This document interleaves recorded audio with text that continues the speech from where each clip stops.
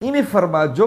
meeshii uu intuu isu keeno maamul goboleedyadii jiray oo dhihi lahay okay ha laga fadhiisto ha laga wada hadlo dawladda dhexe waxa ay leedahay maamul goboleedku waxa uu leeyahay laba maamul goboleed waxay isla qabanayaan dawladda dhexe iyo maamul goboleed waxay markii laga shaqeyn lahaa lagama shaqeyna maamul goboleedka meesha laga qaaday kuwa cusub la sameystay si kuwaas cusub ay waxa maanta lahaayo oo xildhibaano aniga i doorta haddana ah isoo sameeyo kaleeta actually yani waxaa jirta wax la dhaho af Soomaaliga lagu dhigi karo dhuuninimo siyaasadeed macnaha fiiri 2018 adiga oo jooga inaad ka shaqeysid inaad madaxweyne goboleed aad sameysid madaxweyne goboleedkaasuna uu ku soo saaro xildhibaan oo ku dooranaya 2020 ina ka fiiri lagtaas soo yar siyaasad Soomaaliya madaxweynayaasha ka horeeyay way sameynayaan maya isma laha markii ay doorashadu ay timaado waqtiga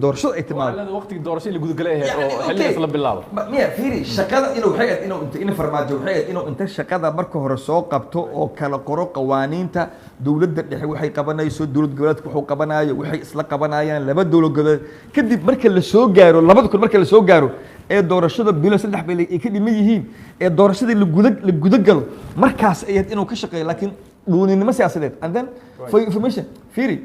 Cabdirashiid Cali Sharmaarke Allah yarxamo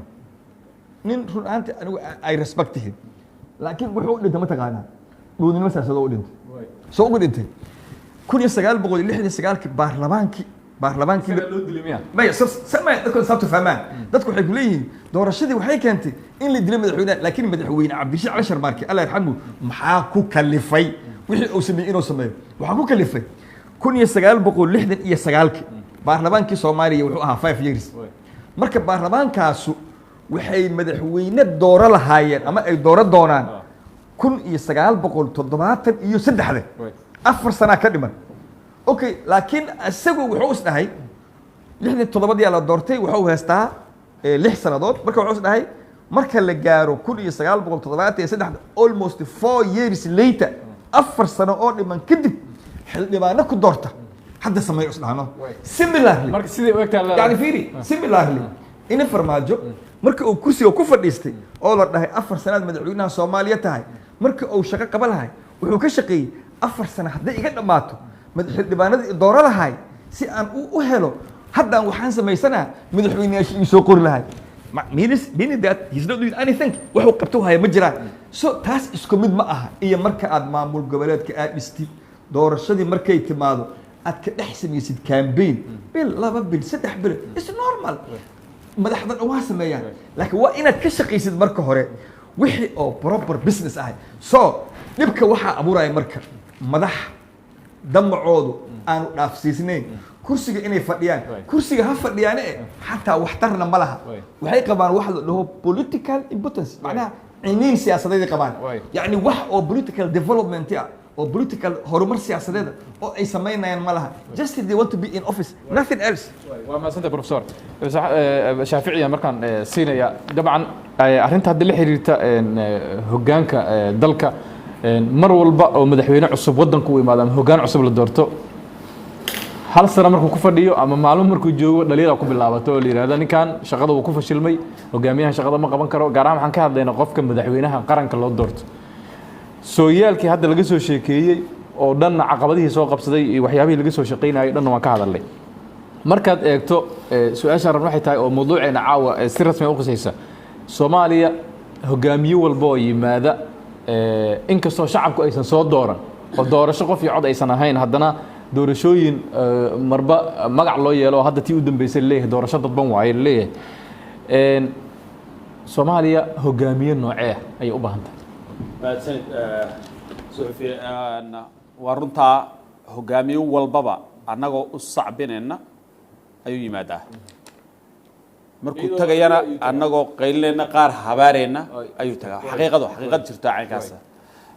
waana xaqiiqada waana sababta loo doonayo in la ogaado hogaamiye noocay Soomaaliya u baahan tahay Soomaaliya waxay u baahan tahay hogaamiye la soo tijaabiyay sooyaalkiisa nololeed xagga bulshada wuxuu ka qabtay dhaqaalaha wuxuu ka qabtay hore loo yaqiinay oo aan haddaan marka hore soo tijaabin lahayn sooyaalka shakhsigan bulshada dhexdeeda ma soo maalgashtay dhaqaalaha suuq ku ahaa ethicskiisu suu yahay hogaannimo wax ma soo qabtay yani any shaqo ama bulshada rayidka ha noqoto waxbarashada noqoto muxuu exactly soo qabtay haddaan marka hore ka fikri lahayn ma naashalaynayn that's why madaxdanada aan mar walba ma dhahayo specific kan ma dhahayo kuwii ka horreeyay dhammaan saasaan madaxweyne farmaajo 3 maalin baan dabaaldegayna ugu dambeeyay madaxweyne xasan waxaan professor baa maanta qabsaday waxaan leeyahay madaxweyne okay shariif sidoo kale bulshadu ka soo dhaxbaxay waa macallin jabara jaamacadeedu ahaa laakiin lama dhihin qofku nasiibku ku soo baxay lama filayn waliba farmaajana lama filaynin laakiin haddii la yidhaahdo oo qaysow okay shacabka Soomaaliyeed yuu doonayaa waxa u habboon oo hadda ku habboon musharaxiinta taagan intay scanning ku sameeyaan yaa ku habboon oo dalkan wax ku soo qabtay dhaawac aan lahayn qabyaalad aan lagu ogeyn yani political damage yani ama siyaasadda aan ku soo fashilmay saasay dadku dhahan ba qaar qof siyaasadda ku soo fashilmay wali taagan yani Soomaali miyaa laga waayay qof wanaagsan musharaxiinta miyaa laga waayay qof wanaagsan yani qof u qalma dalkan lagu aamini karo dhinac walba laga helay ayaa ku habboon inay farmaajo meeshii uu intuu isu keeno maamul goboleedyadii jiray oo dhihi lahay okay ha laga fadhiisto ha laga wada hadlo dawladda dhexe waxa ay leedahay maamul goboleedku waxa uu leeyahay laba maamul goboleed waxay isla qabanayaan dawladda dhexe iyo maamul goboleed waxay markii laga shaqeyn lahaa lagama shaqeyna maamul goboleedka meesha laga qaaday kuwa cusub la sameystay si kuwaas cusub ay waxa maanta lahaayo oo xildhibaano aniga i doorta haddana ah isoo sameeyo kaleeta actually yani waxaa jirta wax la dhaho af Soomaaliga lagu dhigi karo dhuuninimo siyaasadeed macnaha fiiri 2018 adiga oo jooga inaad ka shaqeysid inaad madaxweyne goboleed aad samaysid madaxweyne goboleedkaasuna uu ku soo saaro xildhibaan oo ku dooranaya 2020 inaad ka fiiri lagtaas soo yar siyaasay Soomaaliya madaxweynayaasha ka horreeyay way sameynayaan maya isma laha markii ay doorashadu ay timaado waqtiga doorashada la gudagalay oo xilligaas la bilaabo miya fiiri shaqada inuu farmaajo inuu inta shaqada marka hore soo qabto oo kala qoro qawaaniinta dawladda dhexe waxay qabanayso dawlad goboleedku wuxuu qabanayo waxay isla qabanayaan laba dawlad goboleed kadib marka la soo gaaro 2000 marka la soo gaaro ee doorashada bilo 3 bil ay ka dhiman yihiin ee doorashada la gudagalo markaas ayad inuu ka shaqeeyo laakiin dhuuninimo siyaasadeed and then for information fiiri Cabdirashiid Cali Sharmaarke Allah yarxamo nin run ahaantii anigu ay respect him laakiin wuxuu dhintay ma taqaanaa dhuuninimo siyaasadeed oo dhintay soo ugu dhintay 1969 baarlamaankii loo dilay maya samay dadku sabta fahmaan dadku waxay ku leeyihiin doorashadii waxay keentay in la dilay madaxweynaha laakiin madaxweyne Cabdirashiid Cali Sharmaarke Allah yarxamo maxaa ku kalifay wixii uu sameeyay inuu sameeyo waxaa ku kalifay 1969 baarlamaankii Soomaaliya wuxuu ahaa 5 years marka baarlamaankaasu waxay madaxweyne dooro lahaayeen ama ay dooro doonaan 1973 afar sano ka dhiman okay laakiin asagu wuxuu is dhahay 67 la doortay wuxuu haystaa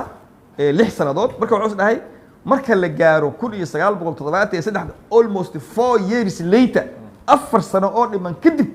xildhibaano ku doorta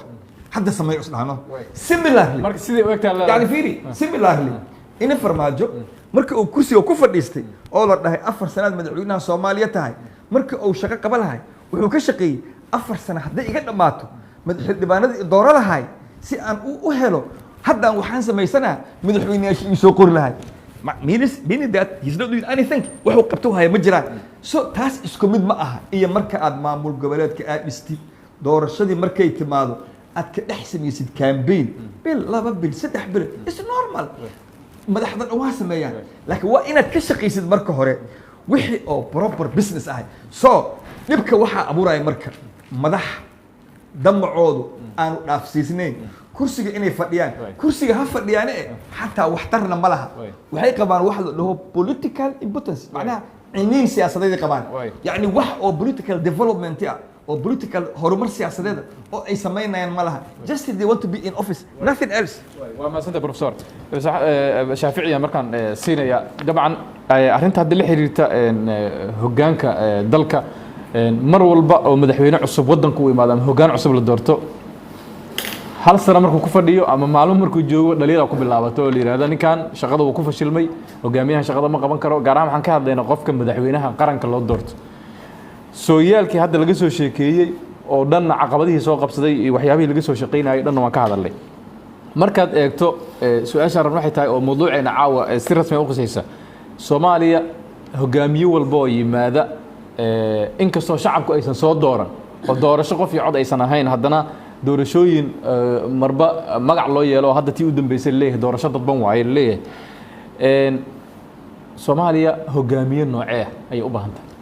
tahay sanad suxufi waa runtaa hogaamiye walbaba annagoo u sacbinayna ayuu yimaadaa markuu tagayana annagoo qaylinayna qaar habaarayna ayuu tagaa xaqiiqad jirto caynkaas waana xaqiiqada waana sababta loo doonayo in la ogaado hogaamiye noocay Soomaaliya u baahan tahay Soomaaliya waxay u baahan tahay hogaamiye la soo tijaabiyay sooyaalkiisa nololeed xagga bulshada wuxuu ka qabtay dhaqaalaha wuxuu ka qabtay hore loo yaqiinay oo aan haddaan marka hore soo tijaabin lahayn sooyaalka shakhsigan bulshada dhexdeeda ma soo maalgashtay dhaqaalaha suu ku ahaa ethicskiisa suu yahay hogaannimo wax ma soo qabtay yani any shaqo ama bulshada rayidka noqoto waxbarashada noqoto muxuu exactly soo qabtay haddaan marka hore ka fikri lahayn ma naashalayneen that's why madaxdanada aan mar walba ma dhahayo specific kan ma dhahayo kuwii ka horreeyay dhammaan saasaan madaxweyne farmaajo 3 maalin baan dabaaldegayna ugu dambeeyay madaxweyne xasan waxaan professor baa maanta qabsaday waxaan leeyahay madaxweyne okay shariif sidoo kale bulshadu ka soo dhaxbaxay waa macallin jabara jaamacadeedu ahaa laakiin lama dhihin qofku nasiibku ku soo baxay lama filayn waliba farmaajana lama filaynin laakiin haddii la yiraahdo oo qaysow okay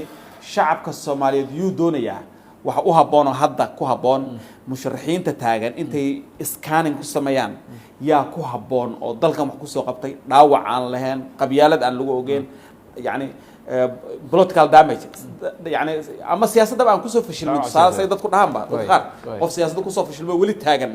yani Soomaali miyaa laga waayay qof wanaagsan musharaxiinta miyaa laga waayay qof wanaagsan yani qof u qalma dalkan lagu aamini karo dhinac walba laga helay ayaa ku habboon